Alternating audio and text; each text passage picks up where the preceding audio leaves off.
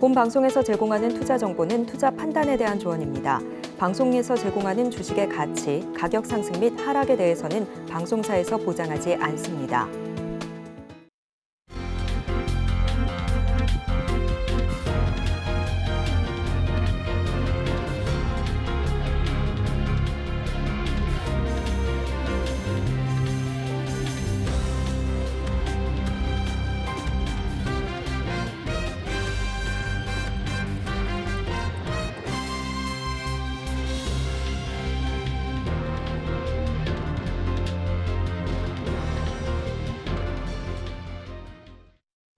시청자 여러분 안녕하세요. 오늘을 돌아보고 내일을 준비하는 오늘장 내일장 일부 진행의 백선혜입니다. 2023년도 벌써 마지막 달을 맞았습니다. 오늘이 12월의 첫 거래일인데요.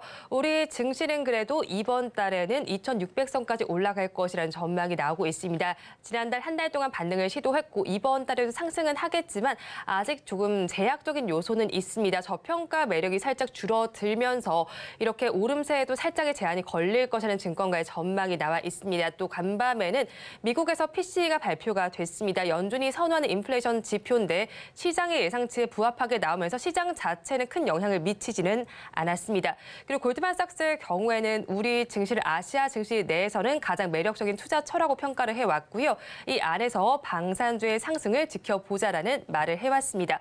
여기에 더해서 오늘 우리나라에는 수출입 동향이 발표가 됐습니다. 이번 달 수출입 동향 살펴봤을 때 오름세가 나타났고요. 특히나 반도체 수출이 16개월 만에 증가세로 돌아섰습니다. 증시에는 어떤 영향이 나타날지 저희 방송과 함께 지켜보시기 바랍니다. 저희 방송 유튜브를 통해서도 보실 수 있습니다. 유튜브 검색창에 서울경제TV라고 검색하시면 저희 방송과 함께 하실 수 있으니까요. 실시간 채팅에도 많이 참여를 해주시기 바랍니다. 12월의 첫 거래일입니다. 오늘장 내일장 일부는 이 시각 보도본부로 시작하겠습니다. 앞서서 살펴보셨던 여러 가지 헤드라인 중에서 세 가지를 골라서 심층적으로 다뤄보겠습니다. 오늘은 보도국의 김효진 기자 나와 있습니다. 어서 오세요. 안녕하세요. 네, 먼저 첫 소식부터 알아보겠습니다. 해외에서 들어오는 술보다 우리나라에서 제조하는 술에 세금이 더 많이 붙어서 역차별 논란이 있어 왔죠. 그래도 내년부터 우리나라 주유세 산정의 변화가 생긴다고 하는데 어떤 변화가 생기는 걸까요? 네, 내년부터 소주 등 국산 주류도 제조자의 국내 유통 판매 관리비를 차감해 세금이 정해집니다. 기획재정부는 국산 주류 과세 시 기준 판매 비율을 도입하는 내용의 주세법 시행령 및 주세법 시행규칙 개정안을 오늘 입법 예고한다고 밝혔습니다. 국내에서 제조한 주류에 붙는 세금과 주세액을 계산할 때 제조장 판매 가격에서 국내 유통과 관련한 판매 관리비에 해당하는 금액을 기준 판매 비율로 차감하는 겁니다. 이로 인해 국내 주류세가 더 높았던 역차별이 해소될 것으로 보입니다. 국내 제조 주류와 수입산 주류는 원가에 비례해 세금이 책정되는데요. 이 과세 시점이 다르기 때문에 국내 주류세 부담이 상대적으로 높았습니다. 기존의 국산 주류는 제조자의 판관비까지 합쳐서 주세가 산정됐지만 이 수입 주류는 국내로 통관될 때 과세가 됐습니다. 따라서 수입 주류는 유통비가 과세 표준에 포함되지 않았습니다. 이렇게 주류세가 줄어들면 소비자 가격에도 변화가 생길까요? 네, 국내 주류의 과세 기준액이 낮아지는 만큼 주류 가격도 인하될 것으로 기대됩니다. 정부는 올해 안에 입법을 마치고 내년 1월 1일 출고분부터 이를 적용한다는 계획인데 이 소비자가에도 영향이 있을 것으로 예상됩니다. 업계 관계자는 과세 기준액 인하에 따라 소비자가를 조정 중이라며 다만 음식점에서는 업주가 가격을 정하기 때문에 음식점에서의 가격 인하는 미정이라고 전했습니다. 네, 식당 물가가 부쩍 높아진 상황에서 애주가들에겐 기쁜 소식일 것 같습니다. 다음 소식 알아보겠습니다. 생성형 AI 실생활에서 활용도가 높아지고 있습니다. 이제 포털 검색 사이트에서도 생성형 AI가 활용된다고요? 네, 네이버는 오늘부터 자체 포털 통합 검색에 생성형 AI 서비스 Q를 적용했습니다. 이번 적용으로 네이버 사용자들은 Q의 서비스 페이지에 별도로 접속하지 않고도 네이버 포털 검색창에서 Q를 바로 이용할 수 있습니다. 예를 들어서 주말에 예약할 수 있고 주차가 되는 마포구 맛집 찾아줘라는 질문을 했을 때 이 기존 검색에서는 각각의 정보를 하나씩 확인해야 했다면 Q가 통합된 네이버 검색에서는 사용자가 원하는 조건에 부합하는 장소를 네이버 정보와 예약 시스템을 연동해 검색 결과 상단에서 한 번에 볼 수 있습니다. 또 별도의 추가 검색이나 예약 서비스 확인 없이 예약까지 연결되도록 해 사용자의 편의성이 높아질 것으로 보입니다. 자, 이렇게 네이버 포털을 적용을 하려면 포털 데이터베이스와 연동이 잘 돼야 할 텐데 생성형 AI 서비스인 Q의 특징 알아볼까요? 네, 이번에 적용되는 생성형 AI 서비스 Q는 지난 9월 시범 출시된 검색 특화 생성형 AI입니다. 구체적인 의도를 가진 대화형 질문을 하면 Q가 지식 베이스를 통해 구축한 정보로 최신 답변을 제공하는데요. 쇼핑과 예약 등 네이버의 다양한 서비스와 연계한 것이 특징입니다. 네, 이렇게 생성형 AI를 전 국민이 쓰는 날이 멀지 않은 것 같습니다. 마지막 소식 알아보도록 하겠습니다. 실거주 의무 법안이 불발됐는데 부동산 시장엔 어떤 영향을 미치고 있나요? 네, 서울 아파트 매수세가 줄어든 상황에서 실거주 의무 폐지 법안이 국회 문턱을 넘지 못하면서 불안감이 확산하고 있습니다. 서울 강동구 둔촌주공 재건축 올림픽파크 포레온 입주권은 오늘 전매 제한이 해제된 가운데 11월 실거래 가격이 직전 거래인 10월보다 약 1억 5천만 원 떨어졌습니다. 이 앞서 올림픽파크 포레온의 84제곱미터 A 입주권 매매가는 지난 7월에는 18억 3천만 원, 8월에는 18억 9천만 원, 10월에는 19억 5천만 원으로 계속해서 상승 추세를 보여왔는데요. 이 11월에 1억 5천만 원 정도 급락한 것입니다. 9월 말 이후 매수세가 크게 줄어들면서 호가를 낮추는 집주인들이 늘어나는 가운데 실거주 의무 폐지 법안이 통과되지 못한 점도 호가 하락 요인으로 지목됐습니다. 네, 정부가 여기에 지금 가계부채 증가를 막겠다는 취지로 인해서 특례보금자료는 적용 대상도 대폭 축소를 했습니다. 특례보금자료는 적용 대상 축소도 매매가 하락에 영향을 미쳤을까요? 네, 이미 서울 아파트 중위 가격이 11억 원에 달해서 영향이 미미할 것이라는 분석과 달리 서울 아파트 거래량이 전반적으로 줄고 있습니다. 서울 부동산 정보광장에 따르면 서울 아파트의 월간 거래량은 4월 3,191건에서 9월 3,375건까지 매달 3,000건 이상을 유지해왔습니다. 그러나 지난 9월 말 특례보금자리론 축소 이후 10월 거래량은 2,312건으로 30% 이상 감소했습니다. 매매가도 하락하고 있는데요. 서울에서 상대적으로 매매가가 낮은 노원구와 도봉구, 강북구 아파트 가격이 먼저 하락하고 10월부터는 강남권 아파트나 특례보금자리론과 관련이 없는 9억 원 초과 아파트 가격도 하락하기 시작했습니다. 지난 9월 말 정부는 특례보금자리론 적용 대상을 9억 원 이하에서 6억 원 이하로 축소시켰습니다. 네, 오늘 이 시각 보도본부에서는 국내 주류세 인하 소식부터 실거주 의무 폐지 소식까지 다뤄봤습니다. 보도국 김효진 기자와 함께했습니다. 오늘 말씀 고맙습니다. 감사합니다. 계속해서 시황센터 연결해서 이 시각 시장 상황 알아보겠습니다. 최유정 캐스터가 준비하고 있습니다. 시황센터 최유정입니다. 간밤 미국에서는 연준이 선호하는 PC 물가지수가 둔화됐음에도 불구하고 지수는 혼조로 장을 마쳤습니다. 국채 금리가 급등하면서 기술주가 하락했기 때문인데요. 사이버 트럭을 출시한 테슬라는 장중 5% 넘는 내림세 보이다 1.7% 하락으로 장을 마쳤고요. 엔비디아는 2.8% 넘게 내리면서 종가 형성하는 모습이었습니다. 이 같은 영향이 오늘 국내 증시에도 고스란히 전해졌는데요. 오늘 국내 반도체 2차 전지 관련주 모두 힘을 내지 못하면서 지수도 부진한 흐름 보여주고 있습니다. 오늘 코스피 0.5% 하락으로 출발해 점차 낙폭을 키워내는 모습인데요. 현재 1% 가까운 파란불 켜내고 있고요.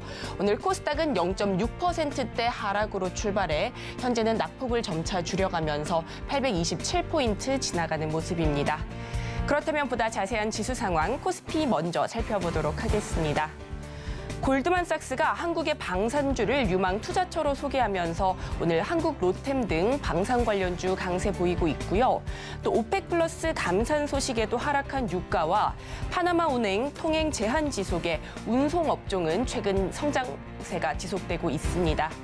오늘 지수 살펴보면요. 코스피는 2,520포인트에서 시작해 장중한 때 2,504포인트까지 떨어지기도 했는데요. 하지만 지수를 일부는 회복시키면서 현재는 2,510포인트 회복한 모습입니다. 이어서 수급통에서 보다 더 자세한 흐름 살펴보도록 하겠습니다. 미 국채 수익률 상승과 달러 강세에 외국인들은 현 선물 시장에서 모두 발을 빼고 있는 모습입니다. 외국인 현재 1,600억 원 넘는 매물 출회하고 있고요. 오늘 기관도 3,200억 원 넘게 팔아내고 있습니다. 오늘 개인만이 4,800억 원 넘게 담아주면서 지수 방어에 나선 모습입니다. 이어서 코스닥도 살펴보도록 하겠습니다. 신규 상장 종목과 급등주의 수급 쏠림 현상이 지속되고 있습니다. 오늘도 코스닥 시장에 신규 상장한 새내기주가 있는데요. 바로 트랜스 제조사인 에이텀입니다. 오늘 장중 230% 넘는 강세 보이면서 수급 모두 가져가는 모습입니다. 이 밖에 장내 유통시장 개설 기대감에 STO 관련주 여전히 강세 보이고 있고요. 오늘 반면 2차 전지주들은 부진한 흐름 보여주고 있습니다. 오늘 코스닥 지수 살펴보면요. 826포인트에서 시작해 장중 한때 822포인트까지 떨어지기도 했는데요. 하지만 낙폭을 일부 만회하면서 현재는 약보합권인 828포인트 지나가는 모습입니다. 이어서 코스닥 수급도 한번 살펴보죠. 역시 코스닥 역시나 개인만이 매수 우위 보여주면서 지수 방어에 나선 모습입니다. 개인 2,600억 원 넘게 담아내고 있고요. 오늘 기관은 금융투자, 투자 신탁 위주의 매도세 보이면서 1,300억 원 넘게 팔아내고 있습니다. 외국인은 코스닥에서도 1,200억 원 넘게 팔아내면서 매도 흐름 가져가고 있습니다.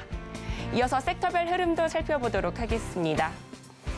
오늘 혈장 치료제 관련주 강세 보이고 있습니다. 시노펙스를 필두로 오늘 오름세 보여주고 있는데요. 시노펙스는 국내 최초로 혈액투석기 국제 인증을 받았다는 소식에 오늘 상한가에 진입한 모습입니다.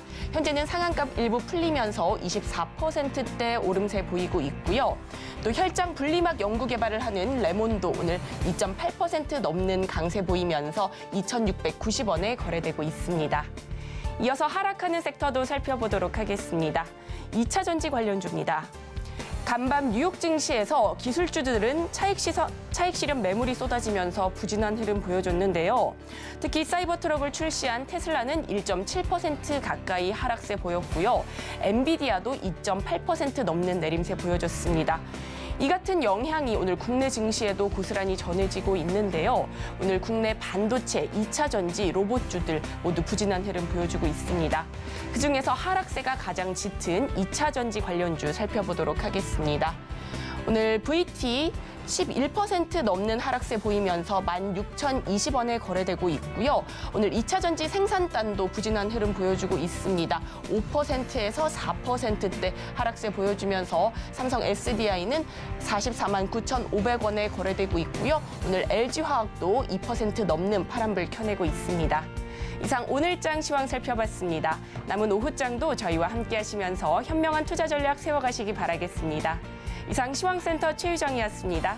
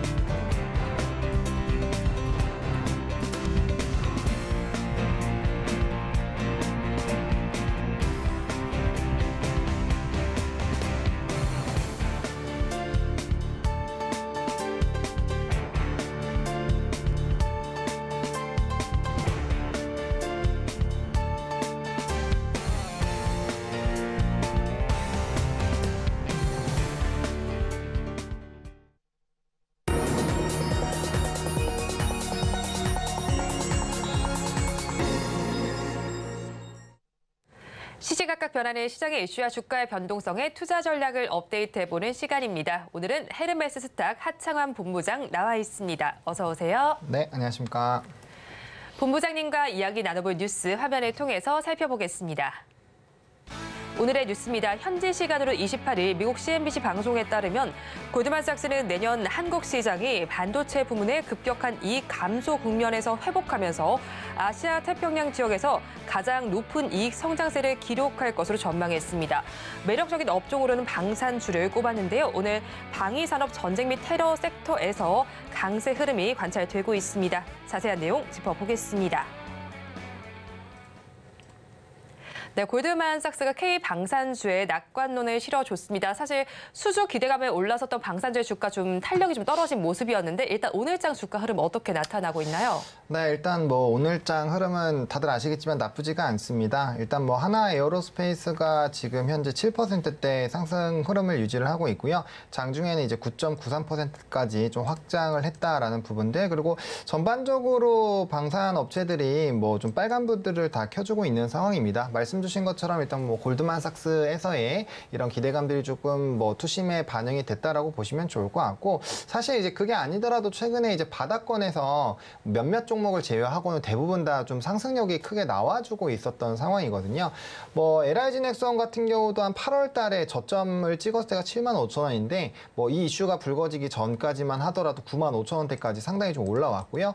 뭐 하나 에어로스페이스도 마찬가지죠. 뭐 이제 10월 달에 바닥을 찍은 다음에 이 이슈가 나오기 전까지 10만 원에서 뭐 12만 원대까지 올랐으니까 이것도 한 20% 정도. 뭐 하나 시스템도 마찬가지입니다. 만 원대에서 15,000원대까지 뭐 이 이슈가 불거지기 전에도 이미 조금 어느 정도 바닥권에서 기관의 강력한 매수세에 힘을 입어서 좀 상승 기조가 나오고 있었던 상황이고요. 워낙 실적적으로 탄탄한 산업군이었는데 사실 추가적으로 얼마나 더 이런 좀 대규모 수주를 받을 수 있을까에 대한 좀 물음표가 많이 생기고 뭐 여러 가지 좀 이슈들이 있었는데 뭐 그런 부분들에서 좀 부정적인 영향들이 좀 반영이 됐었죠. 근데 최근에는 이런 좀 긍정적인 기조로 바뀌고 있다라고 좀 정리를 드리겠습니다. 네, 방산 섹터 전반이 오늘 장에서 1%대 상승 흐름을 나타내고 있고 방산주 전반을 살펴봤을 때도 주가가 바닥권 이후에 상승 기조를 유지하고 있는 모습이었습니다. 특히나 골드만삭스의 경우에는 중국을 제외하고 우리나라가 세계 최대의 무기 공급국이라고 좀 밝히기도 했고요. 또 이번 달 4일에는 이집트에서 이덱스 2023도 열리게 됩니다. 모멘텀을 가져갈 만한 종목들 어떤 것들이 있을까요?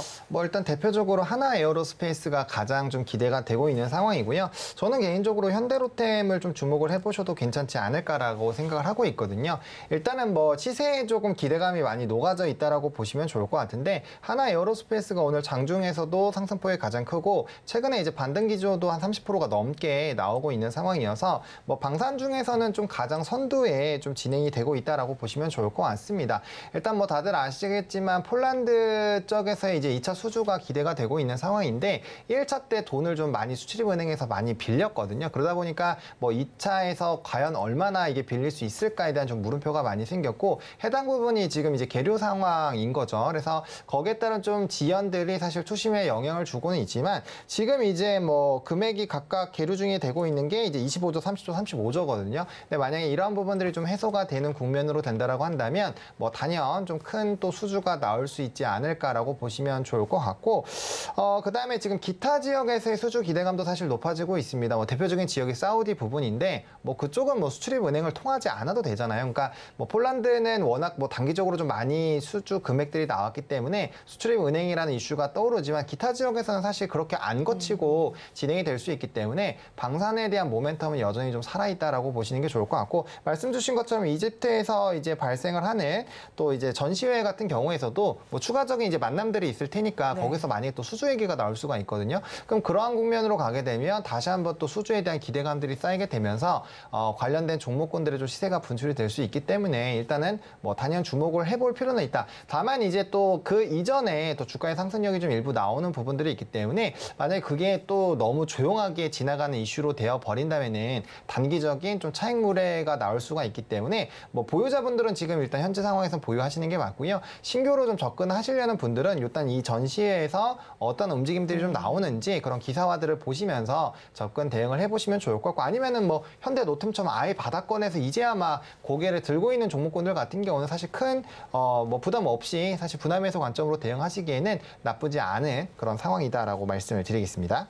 네, 일단 국회에서는 수호법 개정이 논의가 예정되어 있고요. 그리고 더해서 이제 전시회와 관련된 모멘텀도 살펴보시면 좋겠다는 의견을 주셨습니다. 방산주 중에서도 좀 희비가 엇갈린다고 봐야 할까요? 한화형제의 강세가 두드러지는 가운데 한국항공우주는 그에 미치지는 못하는 상승력을 보여주고 있습니다. 3%대 강세가 나타나고 있어요. 그렇다면 일단 주가가 조금 더 개선될 만한 요건들은 어떤 것들이 있어야 하고 장 단기로 어떻게 좀 전망을 하실까요?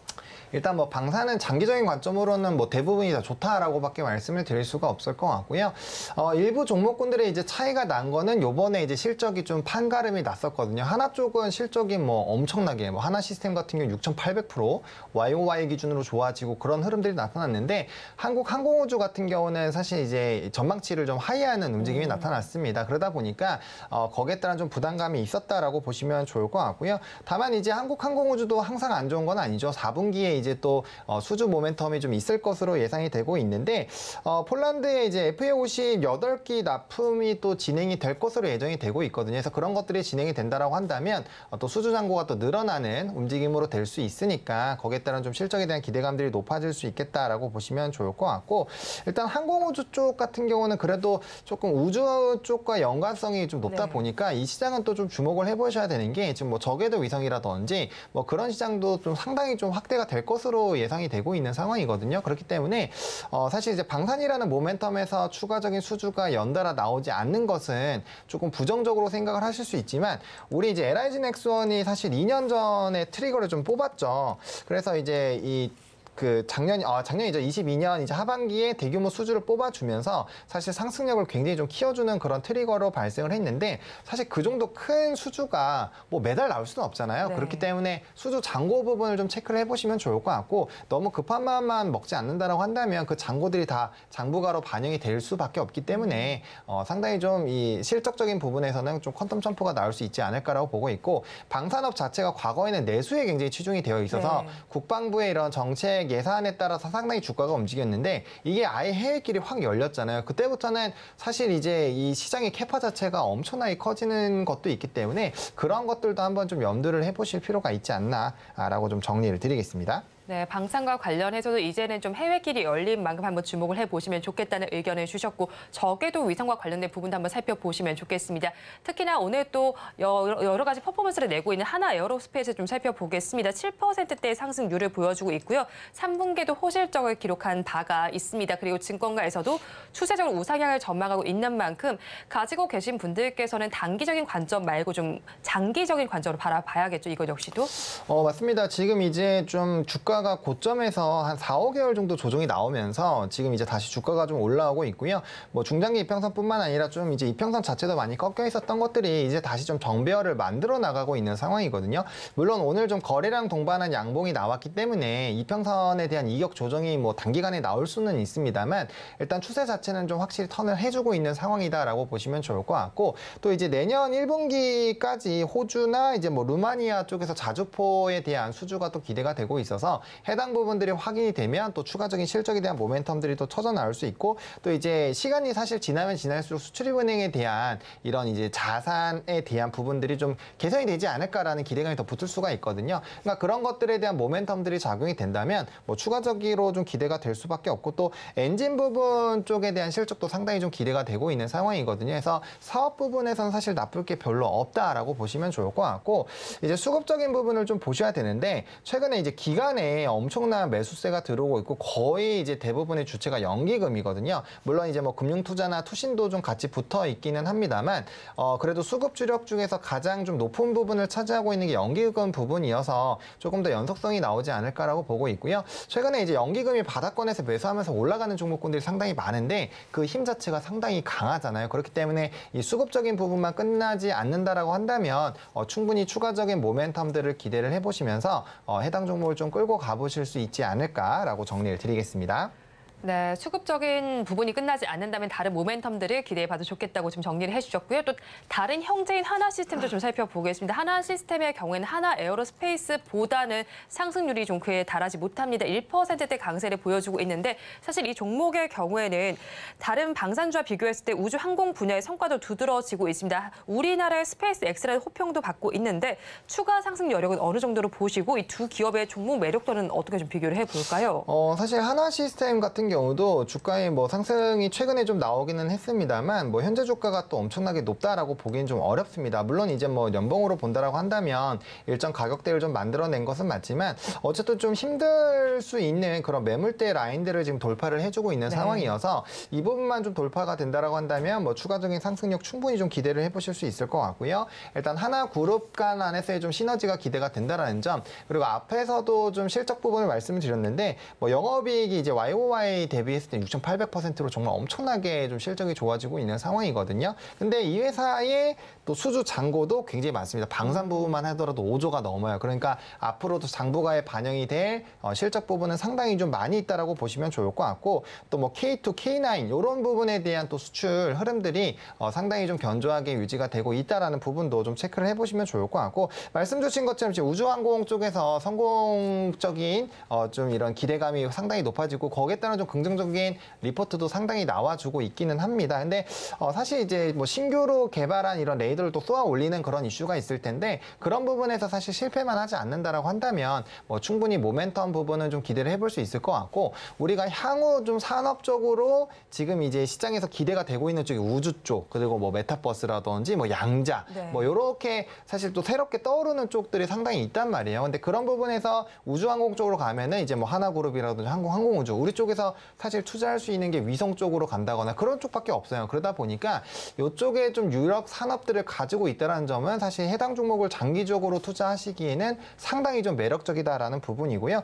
또 원앱과의 이런 협력이 강화가 될 예정이기 때문에 해당 부분에 대한 또 모멘텀이 어떻게 확장이 되느냐에 따라서 추가적인 강력한 또 트리거가 만들어질 수 있다라는 부분도 참고를 해보시면 좋을 것 같습니다. 추가적으로 강력하게 움직일 수 있는 만큼 한번 참고를 해보시면 좋겠고요. 오늘 방산 전반적으로 좀 살펴봤습니다. 탑픽 종목은 이 안에서 가지고 오셨을까요? 네, 이 안에서 들고 왔고요. 그 앞에서도 좀 간단하게 언급을 드렸던 현대 로템을 좀 선정을 했습니다.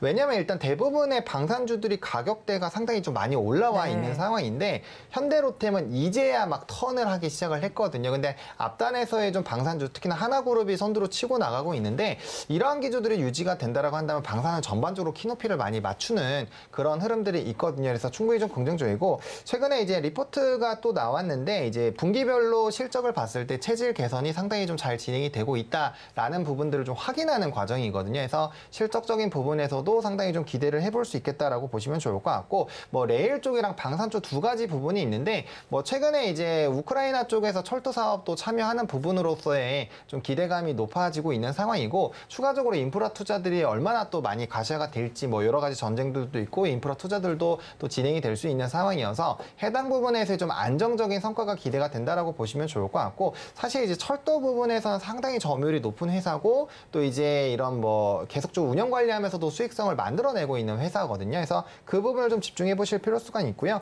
또 이제 이 디펜스 부분에서는 K2 부분에서의 좀 안정적인 수출 상황이 좀 만들어지고 있고, 특히나 이제 폴란드 2차 쪽에서의 좀 좋은 성과가 나오게 됐을 때 가장 좀 부각이 될 수 있는 종목이라고 보시면 좋을 것 같거든요. 왜냐면 2차가 지연이 되면서 가장 많이 낙폭을 만들어냈었던 게 또 현대 로템이기 때문에 해당 이슈가 좀 부각이 된다라고 한다면 굉장히 좀 강하게 또 상승력이 나올 수 있지 않을까라고 보여지고 있고, 또 전차에 대한 성능이 또 개선이 될 걸로 예상이 되고 있는데 해당 부분이 조금 더 가속화가 된다라고 한다면 사실 우리나라가 이제 뭐 전차나 탱크 이런 쪽은 굉장히 강하거든요. 굉장히 강한데 거기에 따른 추가적인 모멘텀들이 또 부각이 될 수 있다라는 부분을 보시면 좋을 것 같습니다. 그리고 또 에코 부분에서의 좀 이슈가 있는데 사실 이 회사가 이미 50년까지 탄소 중립을 외쳐놓은 상황이에요. 그래서 그러한 움직임들을 계속적으로 만들어 나가고 있는 상황인데, 우리나라가 사실 탄소 배출권은 이제 이런 해외 기타 지역들과 비교했을 때는 상당히 많이 괴리가 있는 상황이거든요. 근데 조선이나 뭐 해운 쪽이 굉장히 강한 것도 결국엔 국제해사기구에서 강력한 환경 규제로 이제 트리거가 된 것처럼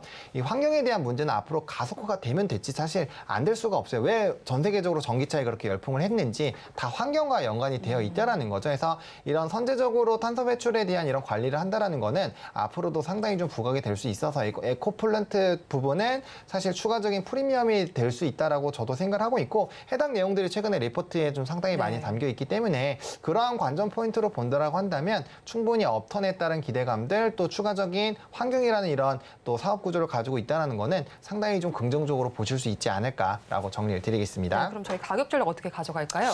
네, 가격 전략 같은 경우는 사실 오늘 좀 급등이 나오고 있잖아요. 5%대, 뭐 장중에는 7%대 상승률이 나왔는데요. 26,000원부터 27,200원까지 좀 분할 매수 관점으로 보시면 좋을 것 같습니다. 일단 오늘 같은 경우는 방산이 또 강하게 움직임이 나타나고 있는데 이게 이제 많이 눌렸다가 상승이 나오기 때문에 중간중간 분명히 일부 본전 심리라든지 좀 단기적인 차익 매물들이 나올 수 있거든요. 그래서 충분히 조정이 나올 때 매수가 가능하다라고 보여주고 있고요. 1차적인 목표가는 32,000원을 보고 있습니다만 만약 이제 폴란드 2차에 대한 부분들이 명확하게 진행이 된다. 그렇다고 한다면은 한 36,000원대까지도 빠르게 회복이 나올 수 있지 않을까라고 보고 있어서 1차로 32,000원 그리고 2차로 36,000원 좀 말씀을 드리도록 하겠고요.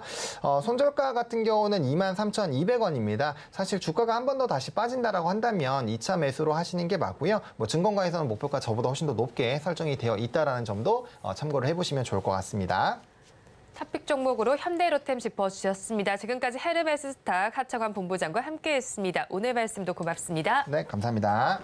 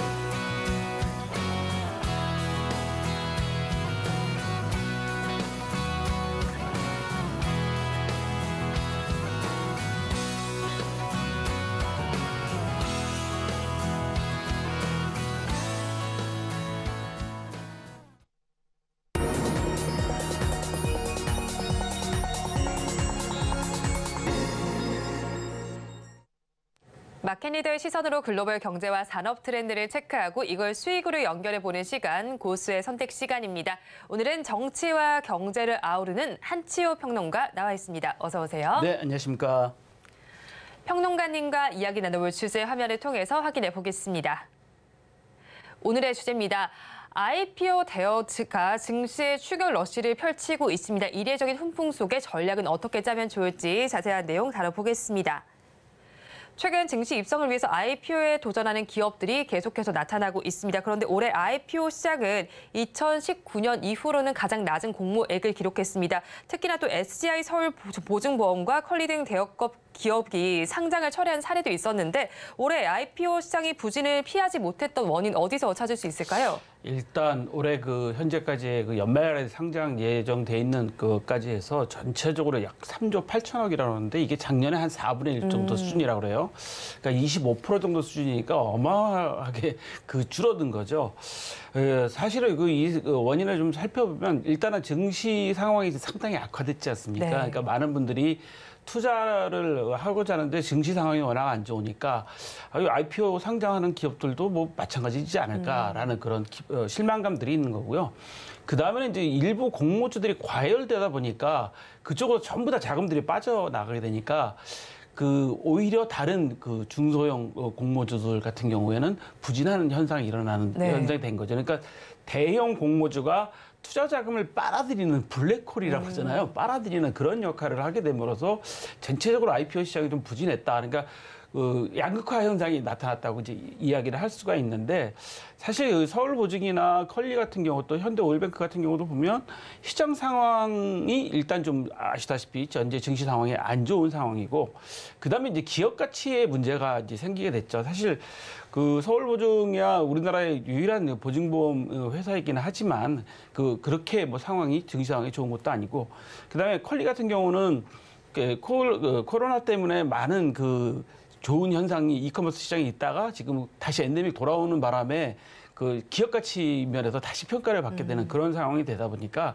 결국은 철회를 할 수밖에 없는 그런 상황이 되고 있습니다. 그러니까 크게 해서 정리를 하다 보면 정시 상황이 너무 어려웠기 때문에 많은 투자자들이 조금 외면했다. 그다음에 블랙홀 대형 공모주들 때문에 블랙홀 현상이 일어났다. 거기에다가 철회한 기업들은 그 기업 가치와 현재 증시 상황, 경기 상황이 그렇게 녹록치만은 않아서 올해 IPO 시장이 좀 어려웠다. 이렇게 좀 볼 것 같습니다. 네, 일단 시장의 상황이 녹록치 못했던 부분이 가장 크게 작용을 했던 것 같습니다. 특히나 또 대여급 IPO 같은 경우에는 계속해서 블랙홀 역할처럼 자금을 빨아들이기도 했고요. 그에 따라 기업 가치에 좀 염려되는 기업들은 상장을 철회한 모습을 보이기도 했습니다. 여기에 더해서 사실 파도의 사태도 빼놓을 수 없을 것 같습니다. 이것 때문인지 기술특례 상장 제도까지 도마 위에 오른 상황인데 그럼 일단 파도 사태 본질부터 좀 파악을 해봐야 되겠네요. 파도 그러니까 좀 이름도 좀 사실은 네. 좀 걱정스러운데 반도체 설계 기업이잖아요. 그래서 3분기 매출 공백이 발생한 거죠. 제가 찾아보니까 3분기 매출액이 1억 5천만 원. 네. 그 누적 매출액이 180억인데 3분기 한 분기 동안에 기업이 1억 5천만 원을 매출했다 그러면 큰 식당만큼도 지금 매출을 못했다. 뭐 이렇게 볼 수 있는 측면도 있는 거고요. 그러다 보니까 이제 감사 보고서를 찾아보면 어떤 내용이 들어가 있냐면 사실은 파도에 대해서는 매출처 편중 위험을 지적하고 있어요. 감사 보고서 자체에서 보면 두 군데 반도체 회사의 매출이 약 99% 가까이 일어나고 있다. 매출이 너무 두 군데 회사에만 편중되다 보니까 어느 한 군데라도 문제가 생기면 이 매출이 편중되기 때문에 위험하다는 게 이미 감사 보고서에서 지적을 하고 있습니다. 그렇다 보니까 이제 상장되는 과정에서 이 매출에 대해서 추정한 게 너무 뻥튀기 시킨 거 아니냐, 심지어는 뭐 사기 상장 아니냐라는 논란까지 일어나고 일부에서는 지금 현재 소송을 제기하고 있는 네. 그런 상태인데요. 전문가들은 대부분 다 그 매출 뻥튀기라고 뭐 이야기들을 하고 있습니다. 뭐 여러 가지 뭐 이 상황이 있겠지만 사실 파도 상장할 때 시총이 1조 정도 되는 기업인데 시총 1조 정도 되는 기업의 매출을 분기에 1억 5천 했다. 이해가 되십니까? 한 달 매출이 5천만 원이다. 네. 이거 잘 이해 안 되는 상황인 거잖아요. 그러다 보니까 이 그 파도 상장을 하면서 뭐 매출 예상도 했을 것이고 기술에 대한 기술 특례니까 기술에 대한 평가도 했을 텐데 그렇다면 주관사 회사가 매출을 예상할 때 이거 너무 투자자들을 속인 거 아니냐. 실제로 그 외국 같은 경우는 이렇게 매출을 잘못 추정하거나 뻥튀기 할 경우에 네. 형사상 처벌도 받을 수 있고 민사상 책임도 져야 되는 상황이어서 이것은 사실은 그 파도의 그 본질적인 문제라기보다는 증권사에서 이걸 그 주관사 증권회사에서 이거를 해주면서 상장을 할 때 매출 추정을 하지 않습니까? 이거 할 때 너무 과대하게 잡은 거 아닌가? 또 파도에서도 너무나 그 본인들의 그 기술력이 있다고 생각해서 그 긍정적으로 그냥 매출을 잡아버리니까 이런 현상이 생기는 것 같은데요. 아시다시피 반도체가 그동안 부진했잖아요. 반도체가 부진했고 이제 앞으로 내년 이야기하면 반도체 좋아질 거라고 다들 네. 이야기하고 계시잖아요. 그런 상황이다 보니까 결국은 뻥튀기 상장에 대한 것을 피해갈 수 없는 상황이 돼버렸습니다. 네, 파도의 뻥튀기 상장 소식 속에서 사실 IPO 시장 전반에 그다지 긍정적인 영향을 미치지 못했습니다. 그래서 금감원은 제2의 파도 사태를 막기 위해서 IPO 시장 공정과 신뢰 제고를 위한 간담회를 개최를 했습니다. 그렇다면 이 부분이 사실 꼭 필요한 조치이긴 하겠지만요. 금리 인하 가능성이 제기되는 가운데 이런 상황 속에서 IPO 시장을 좀 얼어붙게 하지는 않을까요? 저는 사실 기술 특례 상장에 대해서 좀 고민을 좀 많이 해봐야 된다고 네. 생각해요. 미국 나스닥이 우리나라보다는 상장하기 좀 유연하잖아요. 네. 근데 그 나스닥 상장을 바로바로 안 하는 이유가 뭐냐면 나스닥에 상장하는 비용이 많이 들어가고 또 상장 후에 유지하는 비용이 또 많이 들어간단 말이죠. 그러다 보니까 기업들이 기업의 매출이나 기술력에 따라서 이 정도까지 상장할 필요가 있겠냐고 해서 판단해서 스스로 이제 재무적인 평가를 내리는 건데요. 기술 특례 상장은 사실 기술성과 성장성을 평가를 합니다. 기술성을 평가는 전문 평가 기관 두 곳에서 B 이상을 줘야 되는데 그중에 한 곳은 반드시 A 이상을 받아야 돼요. 그러니까 A 이상을 받아야지 된다고 생각하는데 파도는 기술성 평가에서 A와 A를 받았어요. 그러니까 기술 평가에서는 파도는 뭐 거의 문제가 없는 그런 기업인데 상장성은 사실은 그 성장성이죠. 성장성은 주관사은행 증권사에서 판단해서 추천을 한 건데 사실은 그 기술성 같은 경우는 지금 국내에서는 24곳에서 평가기관에서 하고 있다고 그래요. 네. 그래서 공공평가기관이 있고 그다음에 민간평가기관이 있어서 이 군데에서 전부 다 예비상장에 대한 평가를 하고 있는데 사실 기술상장 평가 올해 기술상장으로 올라간 10개 기업 중에서 8개 기업이 3분기 보고서를 보면 매출 목표액의 절반도 지금 다 달성을 못했다고 합니다. 올해의 매출 목표액에.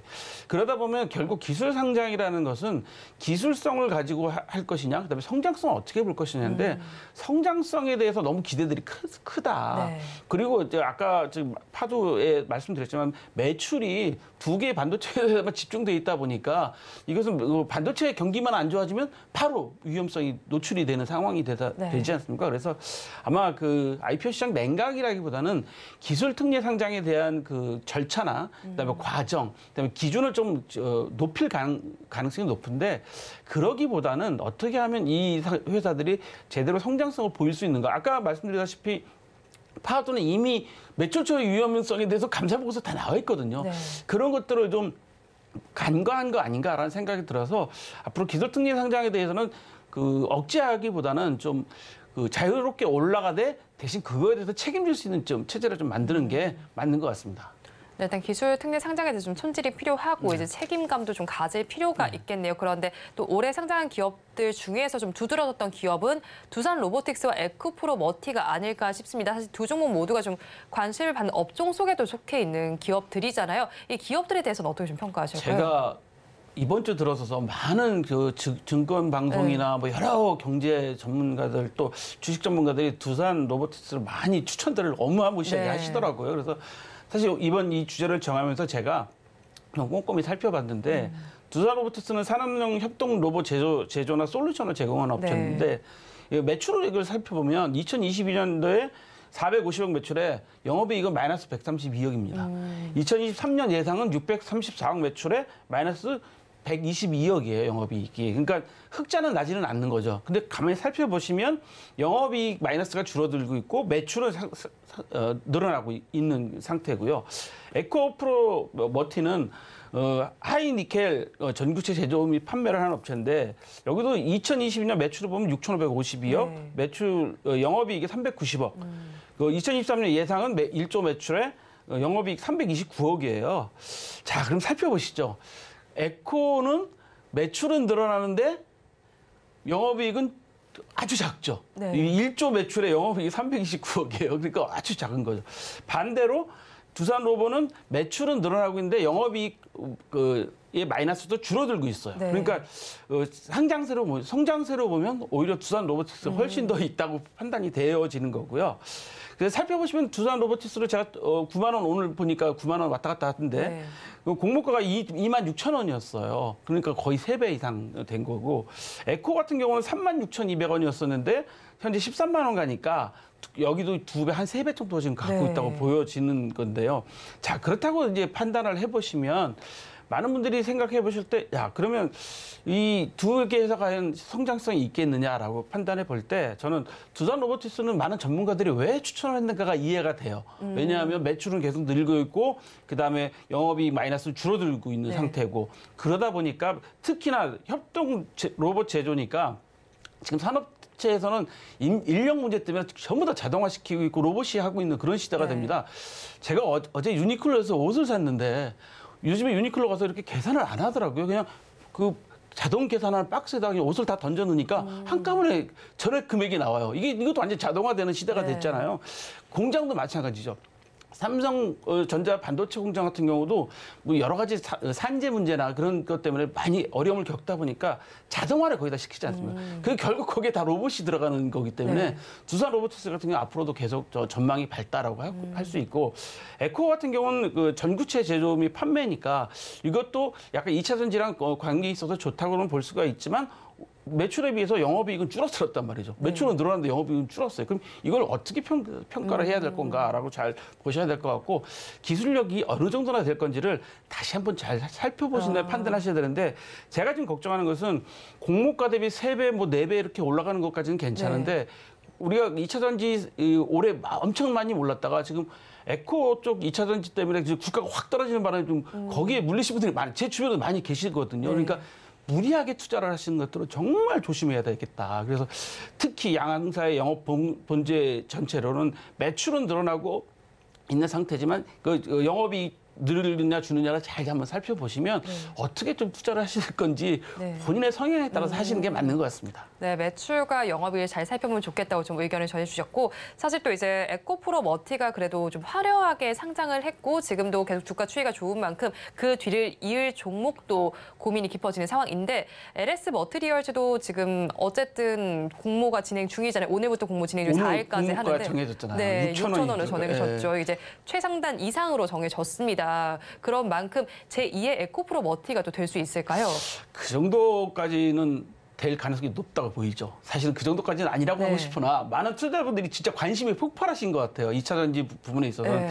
그래서 제가 LS 것도 좀 제가 좀 잘 살펴보니까 뭐 미세 공정 산업에 들어가는 UPS, 그러니까 안정화 기기죠. 전력 안정화 기기는 다 들어가고, 그다음에 ESS, 그러니까 축전지 분야, 그다음에 그린 에너지 발전 분야, 그러니까 전기와 관련된 산업에는 다 들어가는 공정이기 때문에 특히 산업 분야로 이건 직접 들어가는 거기 때문에 일반 개인보다는 산업 분야로 많이 들어가는 거기 때문에 이것은 앞으로 우리가 지금 전기 산업이 계속 발전하고 있잖아요. 지난주에 전기 에너지에 대해서 중요한 거 말씀드렸잖아요. 계속 발전하기 때문에 공모가 6,000원인데 여기도 많은 그 개인 투자자들이 관심을 가지시게 돼서 폭발하지 않을까라는 생각을 좀 하고 있습니다. 배터리는 폭발하면 안 되겠지만 주가는 좀 폭발하지 않을까 이런 걱정이 좀 됩니다. 네, LS 머티리얼즈 역시도 한번 주가 양상을 살펴보시면 좋겠다는 의견 주셨고요. 또 내년에는 SK 에코플랜트와 SSG닷컴 등이 IPO에 도전할 예정입니다. 시장 상황이 관건이기는 하겠지만요.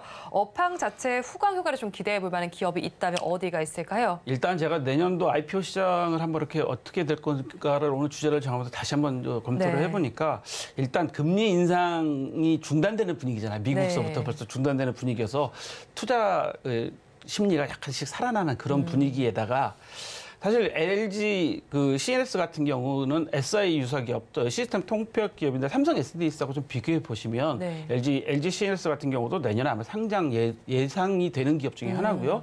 그다음에 SK 에코플랜트 같은 경우는 건설에서 환경 종합 기업으로 변신했잖아요. 지금 ESG 경영이다 뭐다 해서 환경이 정말 중요한 시대가 됐지 않습니까? 기후 변화 문제 때문에도요. 그러다 보니까 SK 에코도 앞으로 사업 전망성이 상당히 발전적이고 좋다. 그다음에 SSG닷컴은 이커머스 기업들의 상황을 좀 보셔야 될 것 같아요. 아까도 말씀드렸지만 커리도 하려고 그러다가 컬리도 도로 반납을 했고 지금 11번가 문제도 지금 불거지고 있는 상황. 그러니까 이커머스 기업들이 쉽지가 않은 상황이에요. 오아시스도 마찬가지로. 그런 상황에서 이커머스 기업들은 현재 경제 분위기, 그다음에 경기 상황, 그다음에 사회적 분위기도 중요한 것 같아요.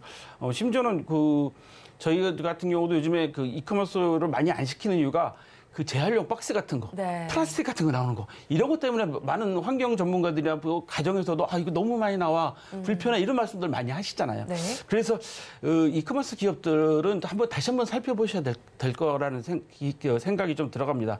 여기에 제가 지금 주목하고 있는 데가 현대오일뱅크. 현대오일뱅크는 상장을 여러 번 수년간 노리고 있는 주요 기업 중에 하나고요. 그다음에 이제 서울보증도 상장을 상황만 좋아지면 언제든지 할 수 있는 기업이기 때문에 좀 눈여겨보셔야 된다라는 말씀 좀 드리고 제가 여기서 SSG닷컴하고 SK 에코플랜트를 거꾸로 말씀드렸잖아요. 왜 그랬습니까? SK 에코는 환경과 주간 관련된 것으로 건설해서 돌아섰어요. 그게 상당히 주요했던 것 같고 SSG닷컴은 뭐 비하하는 게 아니라 이커머스 기업들이 지금 사실 다 어렵잖아요. 11분간 사태도 우리가 봤고 뭐 현재 엔데믹 되면서 다시 배달이나 이런 것들에 대해서 좀 하향 추세에 있기 때문에 이런 것들은 우리가 좀 잘 살펴보셔야 될 것 같습니다. 네, 사회 경제 상황도 잘 살펴보면서 IPO 기업들을 바라보시면 좋겠습니다. 이렇게 또 에코프로 머티가 200%가 넘게 상장을 하기도 했고요. 오늘도 사실 상장했던 종목 에이텀도 급등세를 보였습니다. 이렇게 3-4개 주에 대해서는 저희가 좀 접근하기가 어렵습니다. 어떻게 좀 투자 전략 세워가면 좋을까요? 일단 개인 투자자분들은 적정한 주가 수준인지를 좀 잘 판단하셔야 되는데 판단하기 어렵습니다. 왜? 옆에 누구도 투자했는데 주가가 올라갔대. 누구도 올라갔다 그러면 심리적으로 동요할 수밖에 없거든요. 흔히 그런 얘기들 많이 하시잖아요. 전문가들이 저 시골에 사시는 장모님이 주식 투자하겠다 그러신다고 전화 오면 그때부터는 안 된다고 막 이런 얘기 하듯이 이게 적정 주가 수준인지 판단하기 어렵거든요. 그래서 자칫하면 개인 투자자들은 그 주가의 상단에 물리는 경우가 많습니다. 네. 지금 2차 전지가 좀 그래서 상단에 물리신 분들이 상당히 많은 걸로 알고 있는데 잘 하셔야 됩니다. 특히 수요가 몰리는 종목에 대해서는 투자하실 때 항상 조심하셔야 되는데 전통적인 투자 판단을 좀 하셔야 될 것 같아요. 그러니까 이 실적이 어느 정도 중요하냐.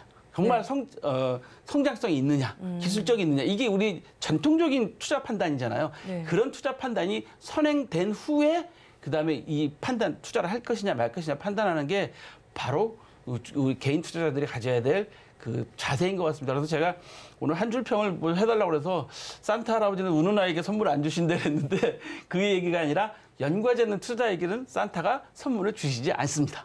네, 알겠습니다. 일단 개인 투자자분들도 객관적인 잣대를 잘 세우시길 바란다는 조언을 해주셨습니다. 지금까지 한치호 정치경제평론가와 함께했습니다. 오늘 말씀도 고맙습니다. 오늘장 내일장 일부에서 전해드린 내용 정리해서 보여드리도록 하겠습니다. 화면으로 확인해 보시죠. 오늘장 내일장 일부의 핵심입니다. 오늘 방산주에서 움직임이 좀 관찰이 됐습니다. 골드만삭스에서 매력적인 투자처로 좀 밝혔기 때문인데요. 그중에서 한국항공우주의 경우에는 4분기 신규 수주 모멘텀이 기대가 되고 있습니다. 탑픽 종목으로 현대 로템을 제시해 주셨습니다. 방산과 수소 모두를 잡은 만큼 관심을 가져보시면 좋겠고요. 또 IPO 시장에 대해서도 이야기를 나눠봤습니다. 내년 IPO 기대해주는 SGI 서울보증과 현대오일뱅크를 짚어주셨습니다. 본 방송에서 제공하는 정보는 투자 판단에 대한 조언일 뿐 해당 주식의 가치와 수익률을 보장하지는 않습니다. 아울러 서울경제TV와 서울경제신문은 당사의 브랜드입니다. 최근 당사를 사칭하는 피해 사례가 늘어나는 만큼 각별히 주의해 주시기 바랍니다. 오늘장 내일장 1부에서 준비한 순서는 여기까지입니다. 저희는 잠시 후 2부로 돌아오겠습니다.